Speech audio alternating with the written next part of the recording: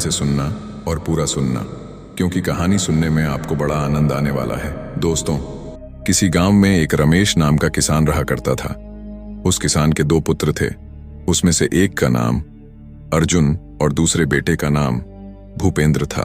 खेतीबाड़ी करते हुए उनके जो दिन थे वह बड़े ही सुखपूर्वक व्यतीत हो रहे थे। सभी आराम चैन से रह रहे थे। एक दिन की बात है कि वह बूढ़ा किसान बहुत ज्यादा बीमार पड़ जाता है और उसने अपने दोनों बेटों को अपने पास बुलाया और उनसे कहा कि मेरे बच्चों, अब शायद मेरा अंतिम समय आ गया है। मैं चाहता हूं कि मेरे मरने के बाद तुम दोनों भाई आपस में बड़ी ही सहमति के साथ मिलजुल करके रहा करो और सुख शांति के साथ अपनी जिंदगी को गुजारो। मैंने बुरे वक्त के लिए कुछ असफियां इकट्ठा की थी, जिन्हें मैंने घर के पीछे में जो बरगद का पेड़ है उसी के नीचे जमीन में दबा रखा है। अब वह तुम्हारे काम आएंगे।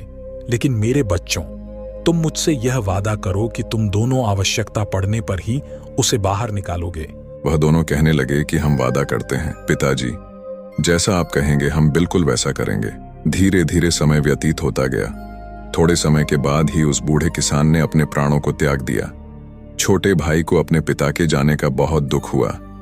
दोनों भाई ने उसके पिता का अंतिम संस्कार कर दिया गया, लेकिन बड़े भाई भूपेंद्र को अपने पिताजी के मरने का जरा भी दुख नहीं था। उसकी आंखों के सामने तो सिर्फ असफियां ही घूम रही थीं। उस रात को भूपेंद्र को नींद नहीं आ रही थी। वह बार बार करवट बदल रहा था। आधी रात के बाद सुबह होने से पहले ही वह उठ करके बैठ गया। विचार करने लगा अपने मन में और सोचने लगा कि अर्जुन के उठने से पहले मुझे अपना काम पूरा कर लेना चाहिए, वरना फिर कभी ऐसा मौका दोबारा नहीं मिलेगा। यही सोच करके उसने जमीन खोदने का सामान उठाया और घर के पीछे उसी पेड़ के पास जाकर के पहुंच गए जहां पर उसके पिताजी ने सोने को जमीन में गाड़ रखा था। कुछ ही क्षणों में उसने जमीन को खोद करके वहां से असरफिया को बाहर निकाल लिया।